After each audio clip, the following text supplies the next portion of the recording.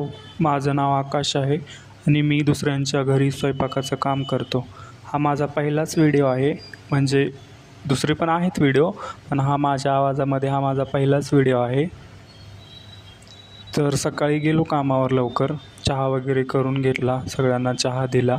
मग स्वयंपाकाला लागलो. स्वयंपाकामध्ये आज करायची होती वांग्याची भाजी. मग भाजीची तयारी करून घेतली.